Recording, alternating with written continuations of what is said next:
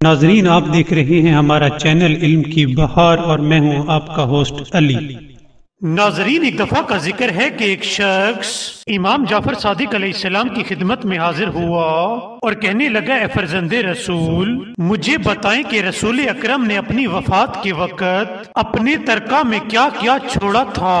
تب امام جعفر صادق علیہ السلام اس شخص سے مخاطب ہوئے اور فرمایا، اے بندہ خدا، میری بات غور سے سنو۔ رسول اکرم نے اپنی وفات کے وقت اپنے ترکہ میں ایک تلوار، ایک زرہ، ایک چھوٹا نیزہ، ایک پالان شتر اور ایک خچر چھوڑا تھا۔